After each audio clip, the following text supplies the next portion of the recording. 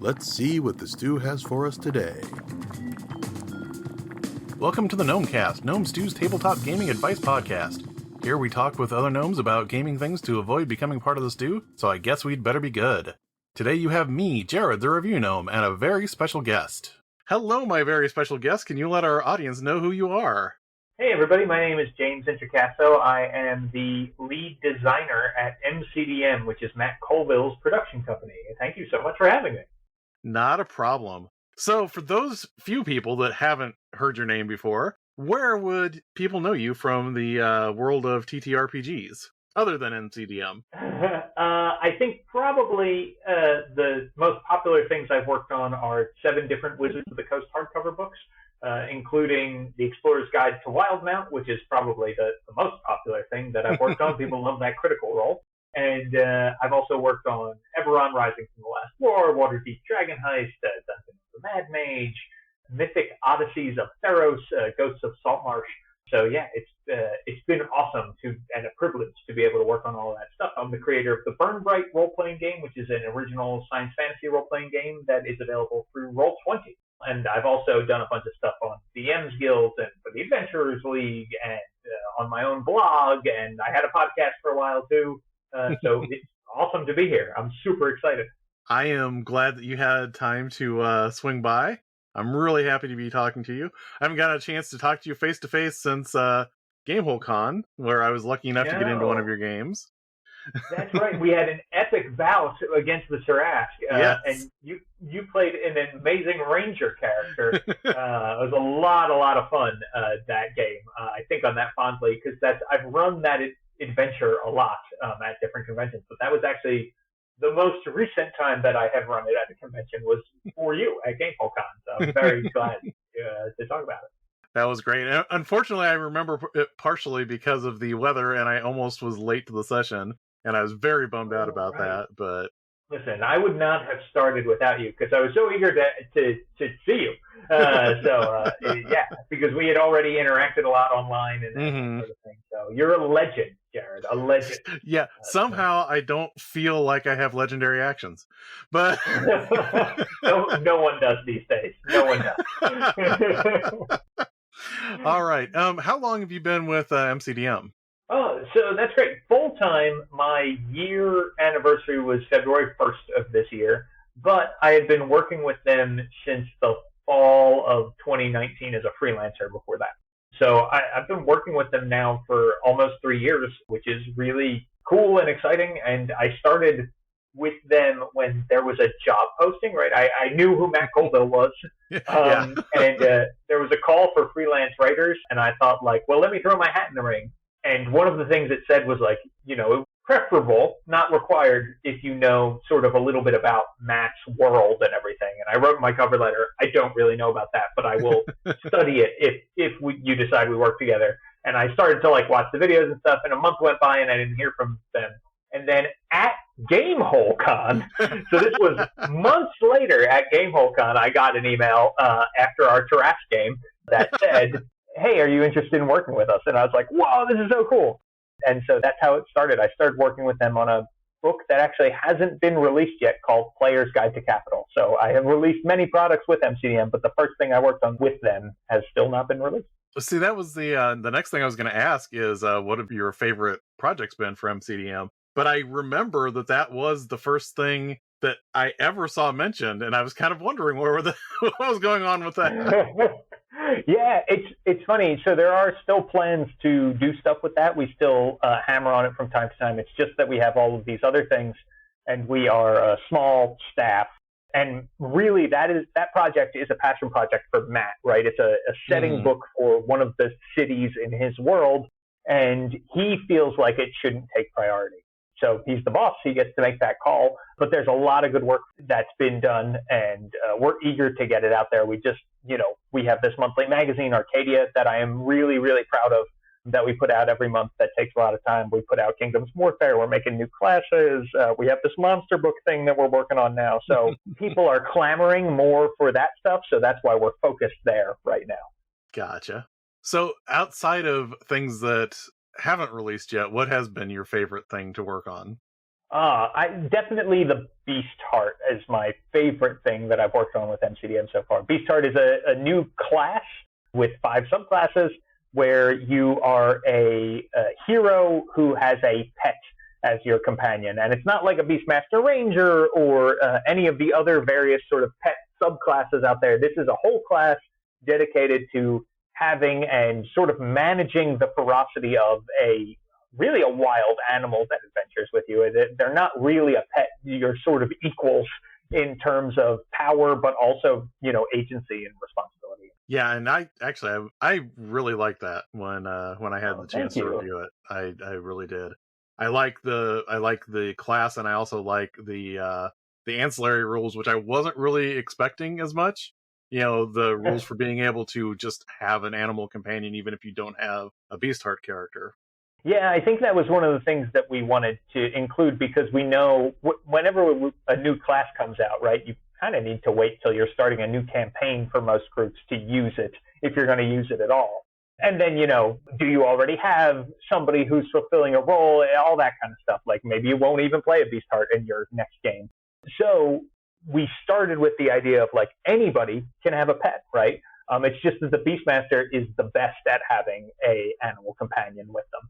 And so we put out these rules for managing an animal companion, which is great. And I've heard a lot of great stories about, wizards riding owlbears and things like that using the rules, which is really fun. See, now, one thing that you can work around if you at least want people to make up the character is you can do like I do and leave a session on a cliffhanger, and everyone is sure they're going to die, so they start talking about their next character already in the 2 weeks until you play. Yes, I definitely had that very recently in a Wild Beyond the Witchlight game where they went in guns blazing level 2 against a hag, and we ended that session mid-fight with 3 players down, and it was like, well, next week will be a real short session, I guess. It's our next session 0. That's right. All right, so we've kind of danced around it a little bit, but can you explain for the people listening what Flea Mortals is? Yes, so Flea Mortals is the MCDM monster book, and it is a new book of monsters, 300 or more monsters for 5th edition D&D, and it can replace your core rulebook or supplement it as you see fit. So you will see a lot of creatures that are already in the monster manual in this book, but they're things, if you're familiar at all with Matt Colville's work, that usually means things that are more tactical, have more options in what you can do with them. And also, generally, we're trying to make things a little bit easier on the GM in the sense that, like, we don't give you a giant list of spells. We give you abilities that work, that you can read out the whole text, and everything you need to run the monsters basically right there in the stat block, which is similar to what Wizards is honestly doing with their monsters in Monsters of the Multiverse. Yeah, that is actually something I was going to talk about a little bit later, is, looking at some of these design trends as they are coming out of Wizards as well as third-party publishers. Yeah. I mean, it's one of those things. We've been working on the monster book for a while. So when Monsters of the Multiverse came out, we were like, oh, look, it looks like Wizards of the Coast thinks this is an issue that needs to be fixed too. So that means we're on the right track. Our way of fixing it might be a little different than theirs, might not be, but that's where our brains are right now, are in a similar space in terms of adding spells to stat blocks and things like that. So, okay, this is a very personal, selfish question of mine. Yes. But some of the monsters that disappoint me the most are real-world animals. Is there any chance we will see real-world animals that actually have some more exciting options rather than just like walking up to someone and chewing on them? This is a great question. So we actually had a similar question today. We did a live stream, and someone asked, are you going to make a cat that actually has dark vision? Which I know is a contentious topic. We don't have a lot of plans, sadly, at the moment to do like regular animals. Although I worked for National Geographic for a long time before I was full-time in games. And I also don't like that animal appendix is basically like you have a claw or you have a bite or you have a gore or whatever it may be, and you have a movement speed and maybe a climb or maybe a fly or swim, and that's kind of it as far as animals go. So I would love to be able to do that. One thing that I am trying to explore is maybe having different options for templates and things like that you might be able to add to animals to make them different. But right now, the scope of the book is such that there's a lot of animals in the world in the monster manual, and I think if we wanted to go through and do all of them, we would probably have a bad time. However, you probably will see some animals get an MCDM treatment. Some of the ones that you're more likely to come across, maybe like a boar or a bear or wolves or that kind of thing. Yeah, I'm just saying I would love to see a crocodile that actually had a death roll instead of just biting someone. Yes. I think that would be really cool to give death roll features. That also, were you at the live chat today? Did you ask? I was not actually, but oh wow, that was a question that was like, why isn't there a death roll, and are you going to add one to crocodiles in your book? That's really funny. It's clearly a thing people want, so we should definitely take that under advisement. Apparently, crocodiles are foremost on people's minds right now.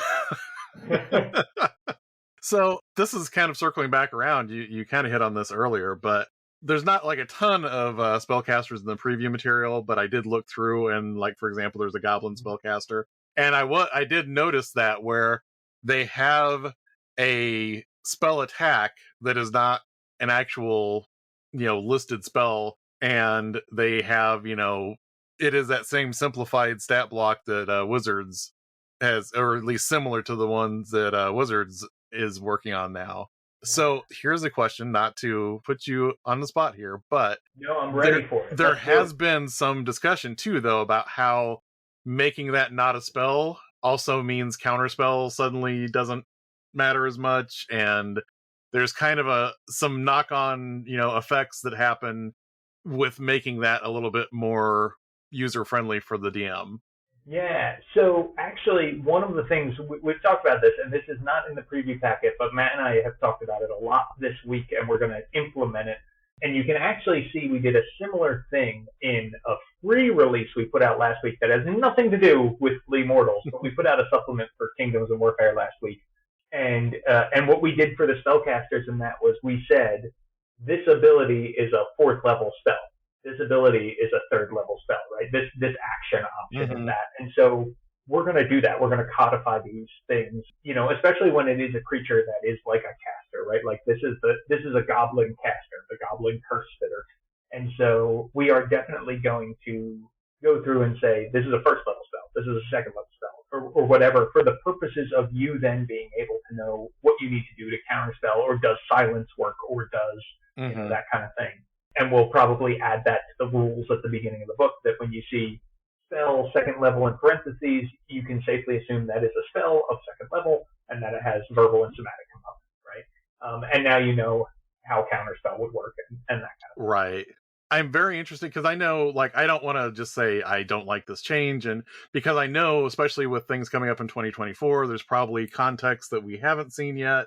Sure. But it is definitely, it's definitely something that I know a lot of people have discussed. So just kind of wanted to get your take on that there. So that's interesting. Yeah, no, I'm glad you did. We've been asked that, like I said, a lot, and I think that's a good way to do it. We were thinking about, we had a designer we were working with, not on Flea Mortals, but on this other project, and it was like, oh, that's really smart. We should do that and bring that over here.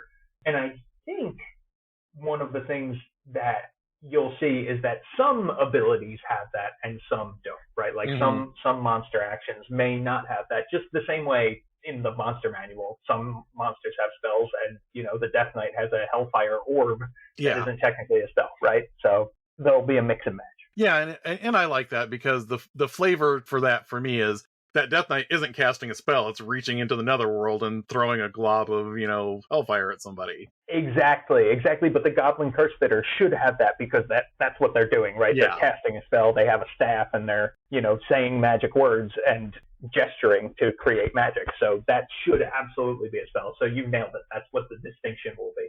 All right. So another thing that I noticed is that the preview has tweaked retainer rules in it. Yes. This was just for you. And that you'll also be having a retainer versions of some of the monsters that exist in the book as well. So what kind of feedback did you get that led to the changes in the retainers?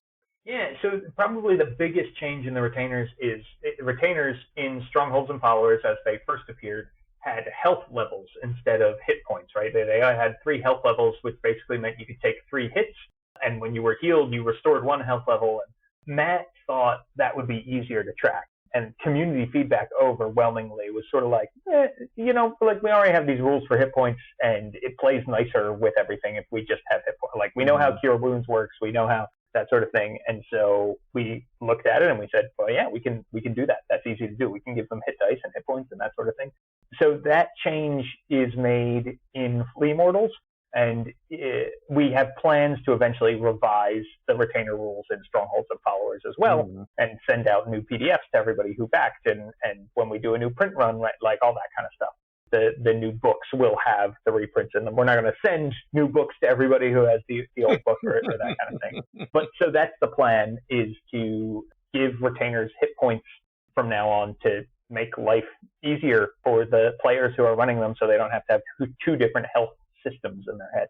Yeah, I mean, that was my thought when I first reviewed it, is I understand trying to simplify it, but sometimes learning a new system feels more complicated than even if the system is simpler. Yeah, but because now you have to know 2 things, right? Like, if characters were using health levels too, then maybe it would be different.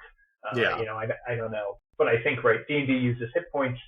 Companions, when we put out the Beastart rules, right, companions used hit points, and that worked really well. So, like, retainers are basically companions, and speak and don't go into ferocious rampages. And so we thought, well, let's bring that over here. We sort of floated that out with companions. That worked. And there may actually be more changes to retainers as we go on. Maybe they'll get ability scores, that kind of. And that was one of the things that I was going to say, is I really like the concept of retainers. Like, from the minute I read that in there, because I like the idea that you can have someone that is a follower that has a limited list of things that is kind of iconic to say what that is. Like, it's a warlock, so it gets to Eldritch Blast somebody, and then maybe pick up 3 other limited use abilities. And it's a challenge because that's the design space you get to work in, to try and make it feel like whatever it's supposed to be. But I also like that it is a very simple thing where you can hand that to a player and say, here's your apprentice, Yeah, exactly. That's and that's what we want to do. We want that to be as easy for a player to run as possible, so they're not running 2 characters, because that's really complicated, right? But we do want you to feel like that person matters too, and is an important part of your party and story. The other thing that I really liked, and this is kind of part of that retainer section, but not exactly, I noticed just in how goblins were described, you do go out of your way to not say goblin society is all based on being, predacious towards other species and things like that. It is very much framed as, these are the bandits of the goblin world. These aren't necessarily rank and file, normal, everyday goblins. Yeah. And that also leaves room for you to have that retainer that you're not worried is going to slit your throat in the middle of the night, and does not frame an entire culture as a monoculture. So I definitely noticed that when I was reading through the preview. Thank you. Yeah. That was definitely intentional, for all of the reasons that you and your listeners probably expect. And I think, I think Wizards of the Coast is also moving that way, to their credit. And I think, man, there are some real villains in real life, right? Like, we know how bad humanity can get. There are also some real heroes out there. We know how good it can get. And I think every ancestry should exist on that spectrum, right? That, like, basically, if you are a humanoid, you exist in the spectrum of humanity's good and evil, right? That you have some really great people and you have some really terrible people, and these goblins that we have stat blocks for are the really terrible ones. But most goblins are, at the very least, not terrible, and there are more good ones than there are bad ones, which is an optimistic view of humanity, but that's also how I view humanity. Yeah, and when you give stat blocks for, like, human bandits, you're not saying that this is all humanity. So I do really like that, how that's framed in there. And I also noticed, like, the alignments, you kind of went with the any, usually, and then it's only, like, the singular characters that have an alignment that says this is what alignment they are. Exactly. Yeah. Yeah. And that's the thing, right? Like, and that's why maybe you want to use these goblin stat blocks as allies, right? Maybe you want to have a thing where you're squaring off, or maybe it's a misunderstanding with the characters that is then resolved, right? So that's why the goblins are pretty much listed as any alignment. And then we have, for some of the other creatures typically, or that kind of thing. And we do have some named creatures in here, so they get their alignment as it is. So, what would you say is the most adoptable monstrous companion that is currently slated to be in the book, if you can talk about it? Oh, that is a great question. So one of the things to know about the book is I know a lot of RPG companies like write the thing and then go to Kickstarter, right? We don't operate on that model, at least right now. Maybe in the future we can get there. Right now we operate on the let's kickstart this to see how many people want it, and then we'll get there, which is why it takes us a while after the Kickstarter, because then we have to hire the writers and stuff like that. And the reason I'm bringing this up is because things could totally change as we're talking about this. And we're also going to hire a lot of freelancers to work on the book, and we want them to have fun creating some of their own monsters. So that probably this answer will change as we get things. However, so with that long caveat in place, I am really excited about doing a Griffin companion, because I really would like to be able to provide that. That's something we saw people ask for a lot in the Beast Heart, and it's something that it was just kind of like, well, are we giving people flying too early if it's part of the core Beast Heart packet, right? But this is something I think would be great for a monster book, and the monster book is mostly a GM tool, so the GM decides, am I going to give this person a Griffin or not? And Griffins are near and dear to my heart. I have loved them since I played Warcraft 2, and you could have dwarf Griffin riders come out and throw axes at people and stuff like that. So for me, it's the Griffin. For a lot of people, people were sad when the Beast Heart came out that we didn't have a big cat companion. So you will probably see several big cat companions, including the Lightbender, who is available, which is a cat that is able, shall we say, a beast that is able to displace themselves in many ways. I may have noticed that that would be an alternate way to describe them. Yes, yeah. A little less obvious than the Overmind, which is a giant floating eyeball monster. But the eyes are not connected. The eyes are not connected. No, they float. They're disembodied and float around them. I don't know what you're referencing, but yeah. Oh goodness. And the funny thing is, when you mention griffins, that is such a fantasy archetype, and there's so many settings where that gets referenced too. Like Waterdeep has Griffin Riders, and Zobek, in Midgard has Griffin Riders, and in Dragonlance, the Sylvanesti had Griffin Riders. So it's that is definitely a recurring theme that comes up in a lot of settings. Yeah, I think it's something that you will definitely see people want to use, right? That's one reason I'm excited about it, because I think people will drop that into their games and say, cool, you saved this, baby griffin from the attack of a wyvern, right? And now you're able to nurse them to health, and eventually they get big and you're able to ride them and stuff like that. So that's the story I want to tell anyway. So I know Matt's cosmology is a little different in its planar construction, but what I am curious about is, are there going to be any singular boss monsters that are sort of in the mold of archfiends or archangels or archfey or elemental lords or things like that? So the first thing to know is that this book is going to be able to be put in any setting, right? So we're not putting the frame of Matt's world around it in any particular way. There might be sidebars that are hey, if you're using Matt's world of Orden, here's some advice, or here's some extra lore to go along with this creature, that kind of thing. But this can be, this is sort of fantasy land if we had to give it a setting. That being said, I think you will see some action-oriented themes, maybe. I don't think you'll see a lot of Fey Lords, and they will be few and far between. And the reason for that is because we are talking internally about, possibly doing a setting book someday for Matt's world, and those things would go in there, right? And so we're kind of looking at doing a lot of classic monsters here, and then a lot of new monsters, but that still work in that classic Fantasyland setting.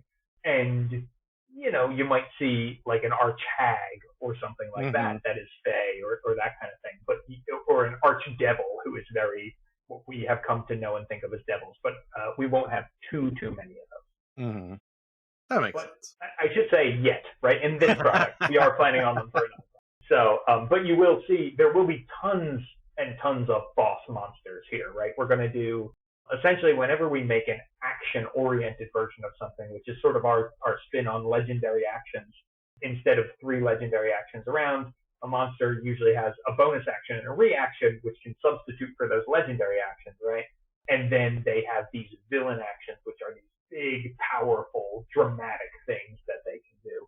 And so anytime someone is action-oriented, they have a name, they have a history, that kind of thing, right? So like we have our Overmind, which is that flying eyeball beast we talked about earlier. But then we have Zoranox the Tyrac, which is the action-oriented version, like tougher, harder, and with villain actions.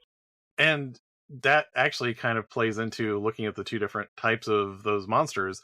And it plays into kind of the greatest hits from 4th edition that we kind of see in some of this design philosophy, where you're kind of reintroducing the different monster roles. Yes, yeah. So we wanted to make it easier and fun to build encounters, right? And so this preview, you'll see there are 12 goblins, right? And there's like a goblin sniper and a goblin assassin and a goblin skull cleaver and a goblin boss, right? And all of these different things. So they occupy these different roles, and you're able to then build these bands of creatures and put them together and say, okay, over here and over here, and this is how this works. We want some soldiers, so we're going to pull those in. And so there aren't really mechanics necessarily related to the roles. It's just an encounter building tool to help GMs build something. So that if they sit down and they say, oh, you know what, I've got all artillery here, which means that once the players close the distance, it's going to be an easy fight. Maybe I should put some, soldiers or brutes up here so that they can block them. That's exactly what that's for. And we did, that was not an original idea from us. Like you said, that's in 4th edition. We totally pulled that out and lifted it for us because Matt and I both like that. For anybody that, was used to how 4th edition did that, in 4th edition, it was sort of like, these are the rules for if you're making a skirmisher or, whatever you were doing. So they would have certain stats that were bumped up this way or that way. And in this case, it looks more like you build the stat block and go, this thing would be really good at hiding and murking people from the shadows. So we're going to make this thing an ambusher instead of kind of the other way around where it's like, okay, how do we build an ambusher and then throw something on it to make it look like a goblin? Yeah, that's exactly sort of what it is. We think about what are the creatures we want to create and, then what roles do they fall into after we create them? And we try to make them different and we build towards those roles in mind. But we definitely want to make sure that they are what they are first, before we get to like, okay, well, this needs, if maybe goblins don't have, a certain role, and that's fine, right? There doesn't need to be a goblin in every single role. There just needs to be what makes sense for the story and for that kind of thing. Because, maybe goblins are going to go work with humans, right? And humans have a lot of roles, and so they can fill in the gaps. So that's the other beauty of not making cultures monoliths. It's really easy then to mix and match and create, an NPC adventuring band if you want to from all of these different creatures. That was the other thing I was going to bring up from the preview, and I said this in my analysis on my blog, but I so wish I would have had minion rules to use for giants when I ran Storm King's Thunder. Yes. Because there were times I wanted giants that hit people hard, but didn't take forever to kill. Yeah, exactly. Well, and that was really, that's the thing that I am most excited about in this book, actually, is the minions, right? And 4th edition minions were famous that had 1 hit point, they went down in 1 hit. For reasons like sleep and color spray and various other spells, you can't give minions 1 hit point, because otherwise those spells are just going to like lay waste, right, to minions in a way that is unsatisfying, even though they exist to be laid waste to. So we came up with different rules for they go down in one attack or a failed saving throw. But if it's beyond that, right, damage has to beat their hit points and then you can also use this hit point for an overkill mechanic, so you can kill multiple minions with one blow, and it's been really fun in playtesting. It took us a while to get to a point where it wasn't tedious. So shout out to the playtesters for that. But yeah, it's they're not in the packet, but we do plan on making some giant minions for you to take on, which I think some people are like, what? How does that work? And I think the idea is, well, at higher levels, you should be able to David some Goliaths, right?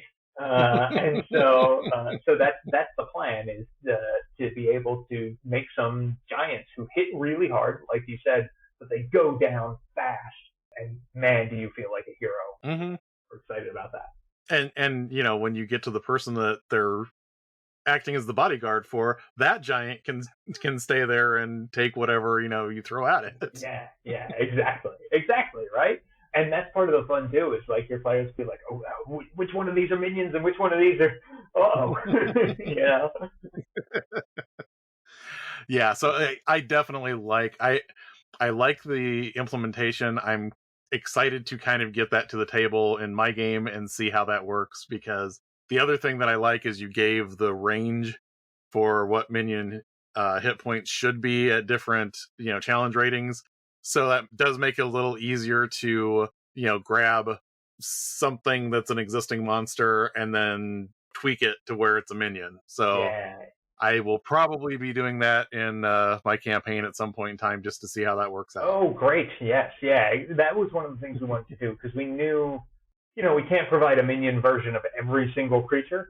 But if you want to have minion dragons, I want to give you the rules to help you do it, right? And so hopefully that will help you. My players would have really appreciated minion quicklings after a few sessions ago. Yeah.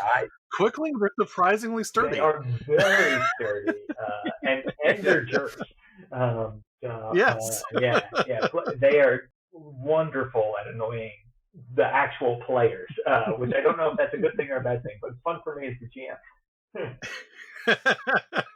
It's fun for me, so. Yeah, exactly. Somebody's having fun, right?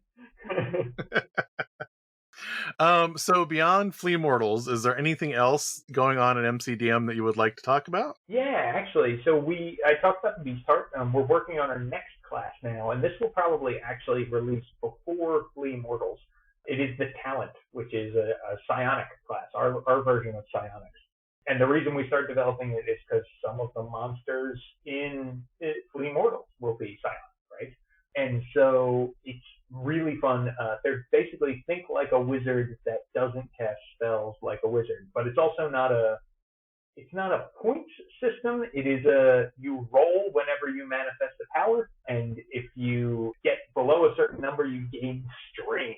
And strain can mess you up, make your nose bleed, that kind of thing. And you have a certain amount of strain, and so you can take a lot of strain when you manifest a power to make it big and explosive and stuff, but you can also die if you take too much strain. So we're testing all of that right now. So asterisk on everything I just said, is it all change? But that's the plan. Is the talent's going to come out, and it will have not just be the talent. There will probably be psionic creatures and psionic player ancestries and things like that. So I'm excited. I am interested to see that, just because one of my articles I did last year was looking at all of the completed or not quite completed versions of Psionicis that have shown up in 5th edition so far. Yeah. Oh, it's first of all, people should go check that out, because I stumbled across that when I was doing research for the talent, right?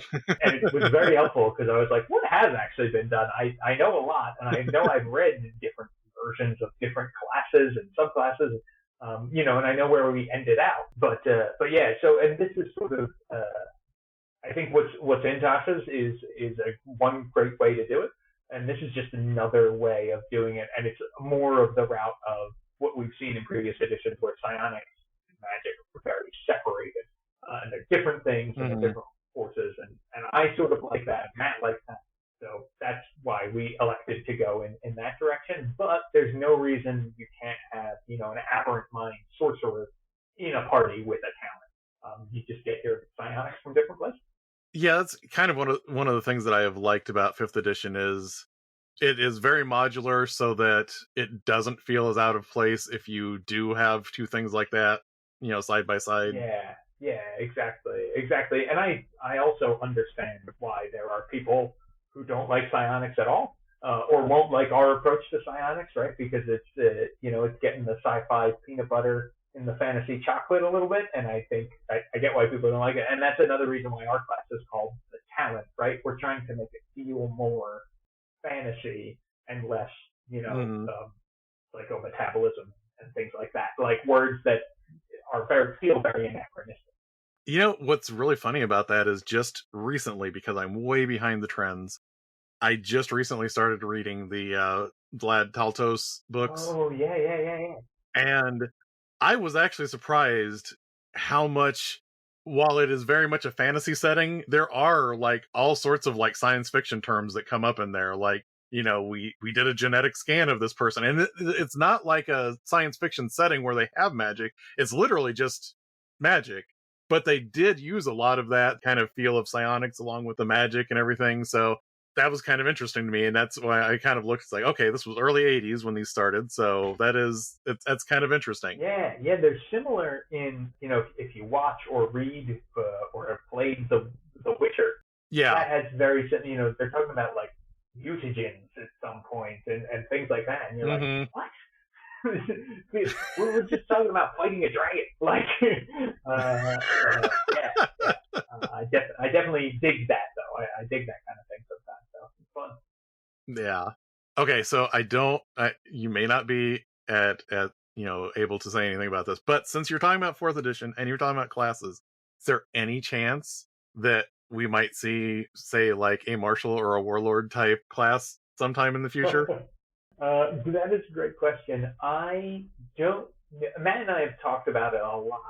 One of the things that I think we would both love to see something like that in the game. I don't know that we have a good approach for it because 5th edition isn't as tactical as 4th edition, and so having the warlord be like a very tactical class that can move Mm. you around and shout at you to restore your hit points and stuff like that, we're just not sure how to make it work in 5th edition or if it does. So right now we don't have a plan to, but never say never is what I would say.